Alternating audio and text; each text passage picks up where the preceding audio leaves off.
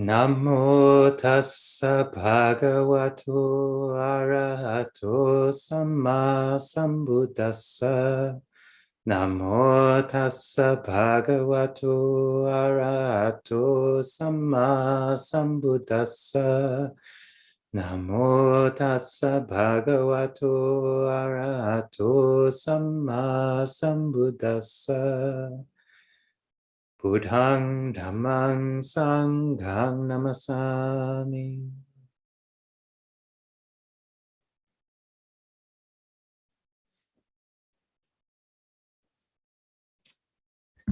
So, a good evening to everybody and a happy Vesak.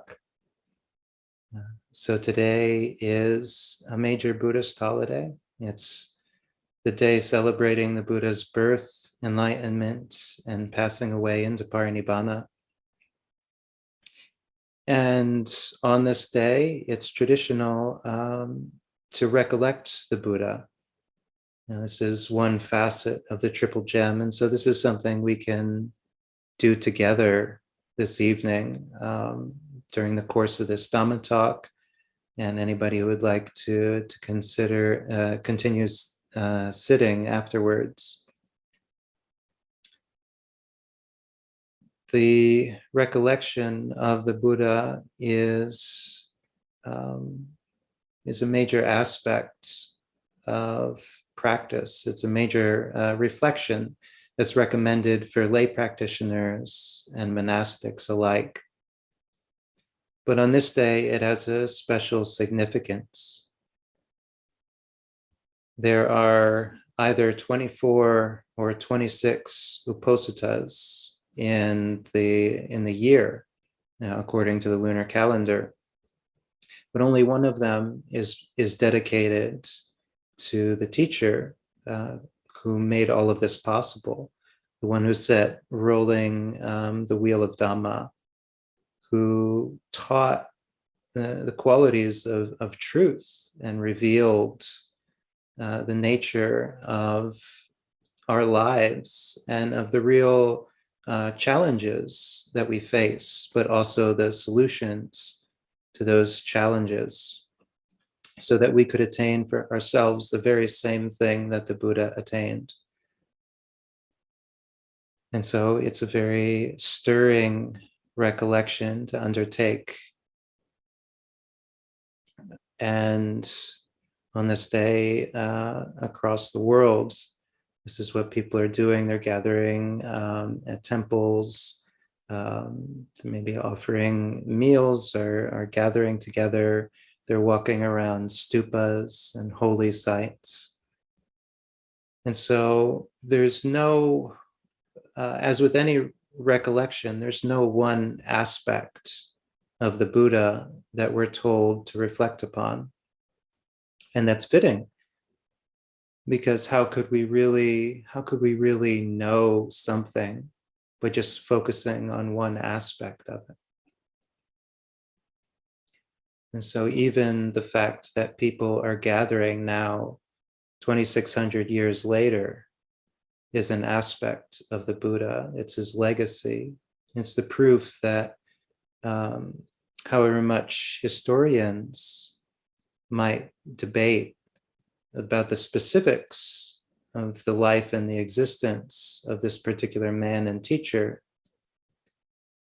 you can just look at the effect this person had and know that something very real took place for all of this to still be going on so many years later.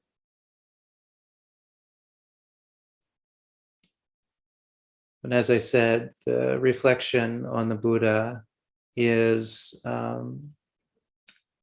it's not just for this day, it's to be cultivated regularly. And it's not a duty. The Buddha does remind us there is a particular benefit to this reflection. So we take refuge in the Triple Gem, the Buddha, Dhamma, and Sangha, and each of these impart on us a special protection, a special blessing when we reflect on them.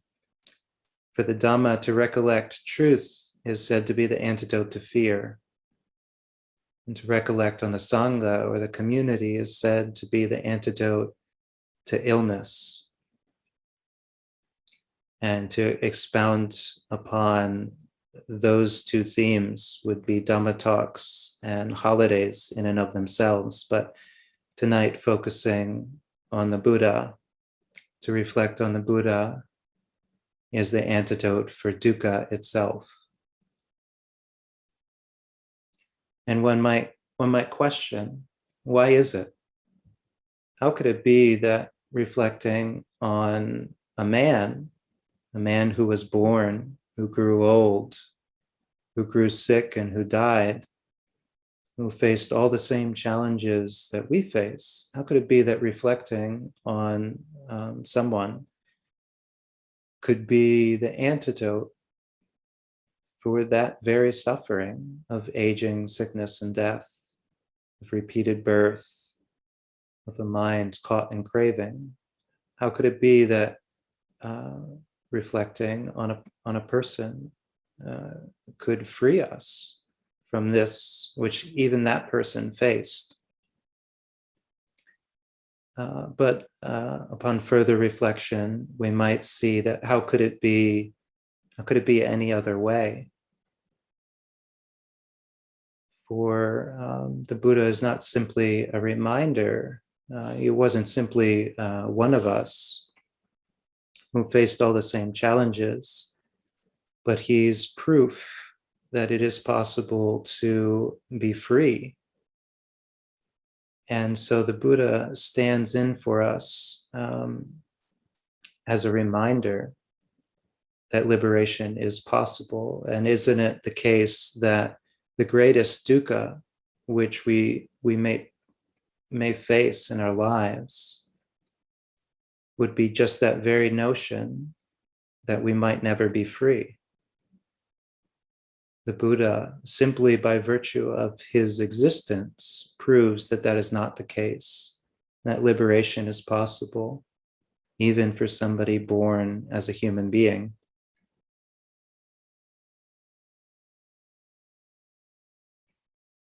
I was, yesterday I had the chance to have a long conversation with a painter, a very skilled painter who does portraits. And we talked about the aspect of change and also how this interacts with the idea of fully understanding something. And this painter, he told me in his studies, he found out that the old painters, especially Impressionist painters like Monet, would often go out to a landscape and they would bring more than one canvas. And they would start to sketch or start to paint the landscape in front of them. But within an hour or two, the lighting would have changed, the clouds would have changed, the wind would have changed, the landscape would be different. And so they would move on to the next canvas and start again. And by the end of the day, they would have 6 or 10 or 12 canvases of the same landscape, each showing a different picture. And I thought it was very interesting that only at the end of the day could the painter even begin to think that they had begun to know that landscape. And it's the same for us. Whether this is our first Vesak or our 60th Vesak, we can still turn our minds to what it might be like to become liberated in the human form. We might consider that person which proved to us it was possible. So the Buddha was a man. He was a man born in India. He was a prince. He lived in a kingdom at the foothills of the Himalayas in modern-day Nepal. And one day in his late 20s, he realized that if he didn't commit himself to spiritual practice, he would never get a chance. He had to give himself fully to it. because he wanted to find something which was beyond death, something which was untouchable by the sorrows of the world. And so he set out. And after many long years of striving, he found that liberation, the banks of a river in present-day Bodh Gaya. And shortly thereafter, the chant that Adriana used to request the Dhamma talk was given by the Brahma Sahampati, asking that enlightened man to, out of compassion, teach what he had discovered to people of the world. Surely there would be some people who would be able to understand.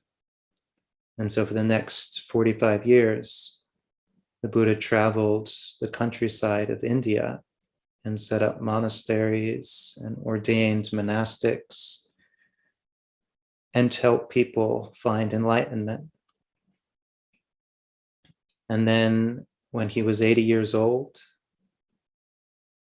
he went on one last tour of the countryside, and then again in the northern part of India, traveling. He lay down in a forest outside of a small village. He gave his last sermons, and then he passed away. And this was the life of the Buddha. This is what we know historically. This is the timeline of this person. But this doesn't necessarily, this isn't totally a reflection. These are facts. To really get to know the Buddha, we would have to consider many things. What he looked like, certainly. He was a human male, tall, handsome, athletic, graceful even. He was calm and composed. He had short, trimmed hair, blue eyes, strong chest, long arms, long legs. He was tall, golden tinted skin, quite striking for people to behold, a perfect complexion. Obviously in good physical condition for a human being, but also incredibly intelligent, able to master many disciplines. And it's said that these were the aspects of karma that over many, many lifetimes, he had built these conditions towards the goal of enlightenment within a single human lifetime. To be healthy, and capable, and competent, and intelligent enough. Though it's said that it's not unique to Buddhas to attain full enlightenment. That there are what are called Pacceka Buddhas, or solitary Buddhas, that can break through to an understanding of the Dhamma. Our Buddha, the Buddha Gautama, was someone who took the time to build the conditions so that not only could he wake up to the Dhamma, but that he could teach it to others. And so after his enlightenment, he had the time and the health and the faculties to try to explain it. And he was very successful at that.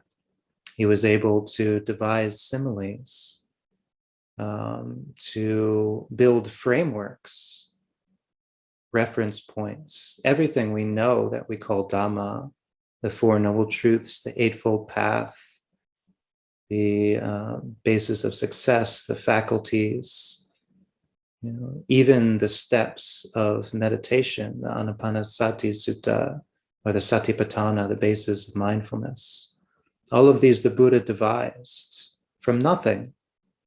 he was able to invent them as a way of explaining not only what our life is about, how it's bracketed uh, between birth and death, and how we face hardship, but how we overcome it, how we train our minds, and how we pierce the veil of delusion to see things as they really are. He was able to explain that. The Buddha once said there are two kinds of miracles. The first kind of miracle is when somebody, by the use of psychic powers, is able to walk on water or fly through the air, to make clones of themselves, or to read people's minds. That's the first kind of miracle. And the second kind of miracle is that it's possible for one person to instruct another. And this was what the Buddha considered the greater of the two miracles. And it was a miracle which he was incredibly well suited to perform. He could do the other ones too. But we saw through history, through those 45 years, where he started out doing everything he could, just lights and shows of psychic prowess, that gradually diminished over time as he became more competent in the second miracle. He stopped going for these flashy, earth-shaking shows of psychic potency, and instead used simple truths, similes, and compassion, displays of wisdom and empathy to his fellow people, to help guide them through their problems to solutions, to freedom. He got better and better at it until even as he was laying down, dying of dysentery, he was still able to perform that miracle. His last teaching was still very successful to his last student. He was able to do that consistently, constantly, everywhere he went. And he also had the energy to keep at it. He always found more people who were ready to wake up to the Dhamma. All of these things I've described are aspects, reflections on who the Buddha was. And maybe as we hear them, as we think of them, we get images or impressions. What would such a person be like? We can maybe imagine standing beside them or seeing them in a crowd. And to me, that's much more vital, much more valuable than simply looking at a Buddha statue and saying, wow, he could really sit up straight. That's really impressive. But the Buddha was so much more. He was flesh and blood. Well, we could also say the Buddha was more than just the physical form. He was more than just what he did and what he said. He was also a symbol. And it's very interesting when one becomes a monastic. We start out and we think, I'm going to go forth as a samana, as a seeker of peace, in order to attain my liberation. And we set out with a lot of energy, and we say, certainly, if I give myself to this, 7 days, I'll be fully enlightened.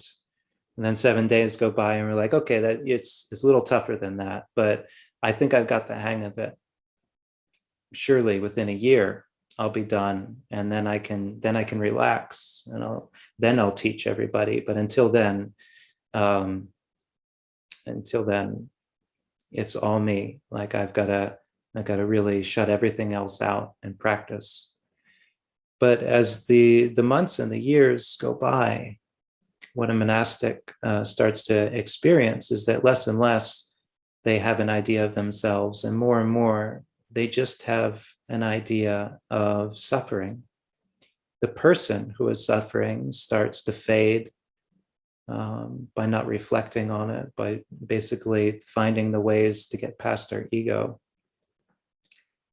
Just a sense of who we are disappears, and we realize, well, we never were one thing anyway. And we start to see that so much of what we think we are is built out of what others think we are and the impact we have on others. And that's equally, perhaps one could say, it's 50% as much of the scenario of who we are is the impact we have on the world. And that reflects back to us something more important than just what we're trying to do and what we think we are. And so the Buddha, as I said, his legacy is also a symbol that he got past the idea of being the Buddha, and he was able to just stand for something to people. And that's part of why his legacy has been so enduring, because he didn't really come out and say, what he was. He said what Buddhas are. And he described Buddhas as also a natural part of the order of our universe, that beings will set an aspiration to become enlightened for the welfare of others. And they'll see it through to the end. And then they'll be able to teach what they have found.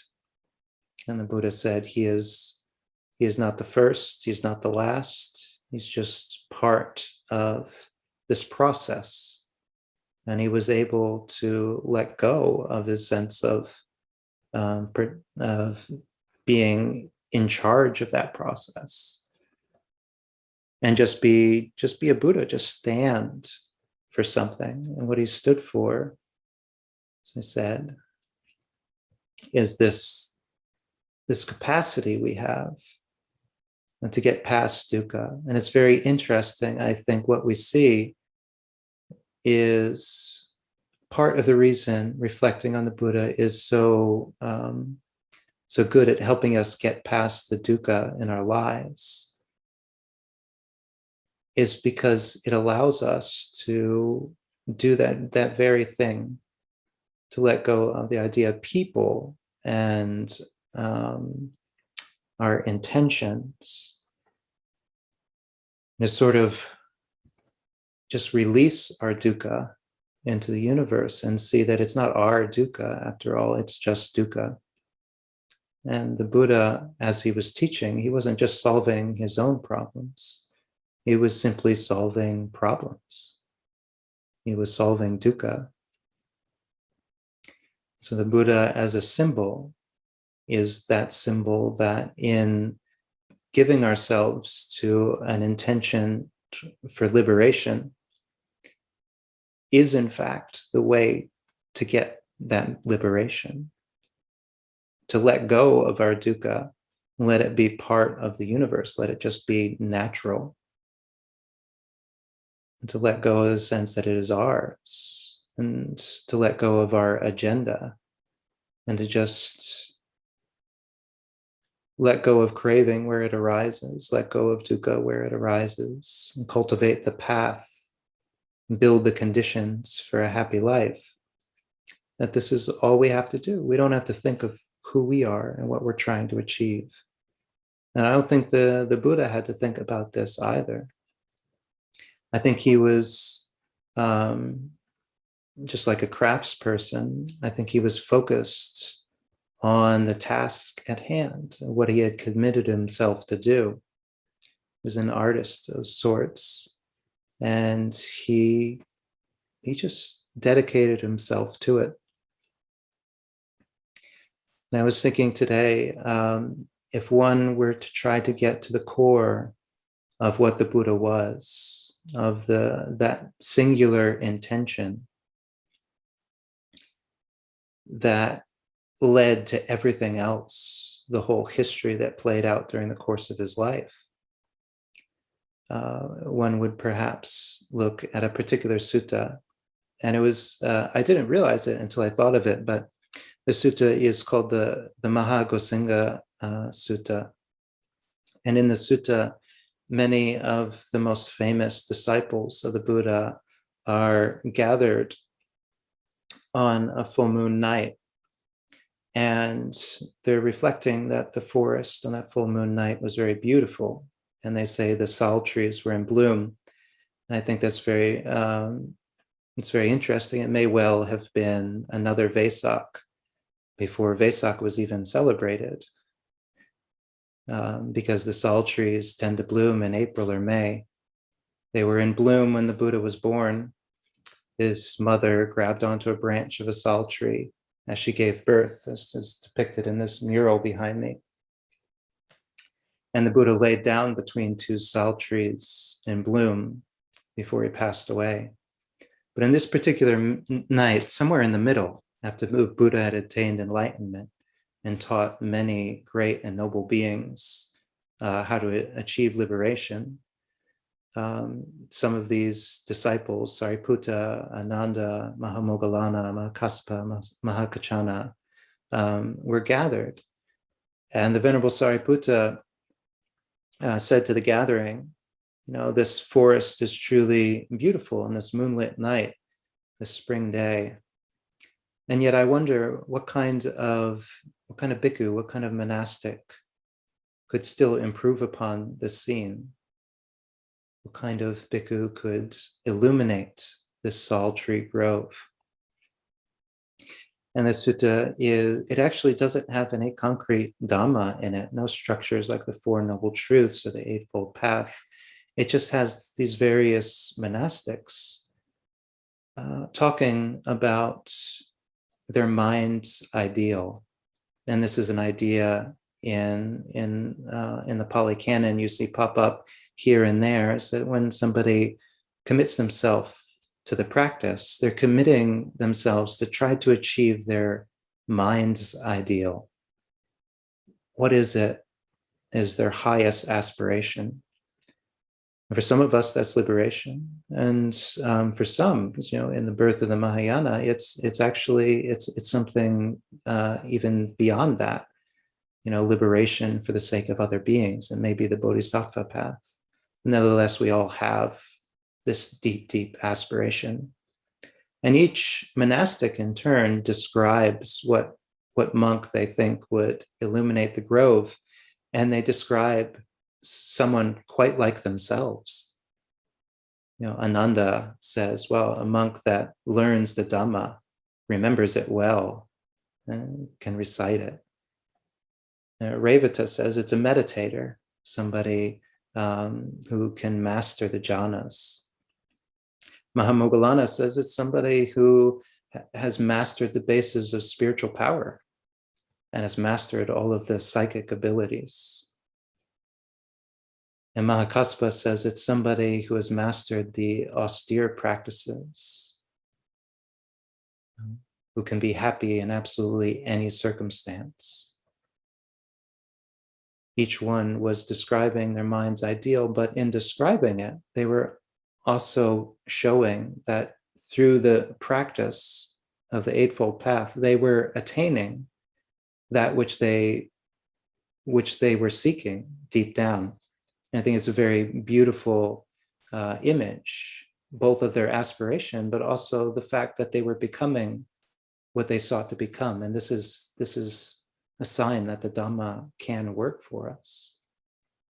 But at the end of the sutta, all of these monastics gather and they're wondering, which of us is right? Everybody said something different. And they go to the Buddha, and the Buddha says, well, indeed, you all spoke from your aspiration, and therefore you are all right. But let me tell you one more thing, what monk I think would illuminate this sal tree grove. And the Buddha said, suppose you have a monastic who eats their meal and then goes out to the forest, sits down at the root of a tree, sets their body upright and their mindfulness in the present moment, and determines I won't break this sitting posture until my mind has been liberated through non-clinging. And the Buddha said, to me, that is the monastic who would illuminate the sultry grove. And so when we reflect on the Buddha, we can also reflect that his highest ideal was that we do the practice, was that we do the work. And to reflect perhaps most accurately on who the Buddha was and to know him most fully would be to go out into the woods, to kick off our shoes and to walk along a dirt path, and to go when we have no responsibilities, and to be with ourselves, to be with our mind, and set a strong intention. May I not drift off. May I not lose myself in distraction. May I, just for the time I'm walking on this path, may I be able to keep my mind directed towards Nibbana, towards freedom in this very life. When we've walked enough that our mind has started to settle, we could sit down at the root of a tree and we could investigate and build that very same intention and aspiration within ourselves. May I keep on this path until I've achieved my mind's ideal. May I overcome all challenges, great and small. May I not lose my way. May I believe, as the Buddha believed, that liberation is possible, and as the Buddha proved, may I experience it for myself. And then however long we sit, and even once we get up and start to walk back to the mundane aspects of our lives, we will be walking in his footsteps. We will be living a human life that is directed towards possibly the highest ideal of a human life, where it's freedom not just for our sake, but for the sake of everyone that we touch and interact with, everyone we speak to, and even for the sake of those who might hear about us and what we have done many lifetimes in the future. And then we would be walking the very same path as the Buddha did. And I think then we would be able to say that we are fully, to the best of our ability, reflecting on the Buddha, on the teacher. And so on this Vesak, this full moon, I offer these thoughts for your consideration. And I thank you for listening. And I hope that some of this has helped plant a seed in you of this reflection so that it can come up in times of distress and dukkha and help you reorient yourself towards the possibilities inherent in this human life.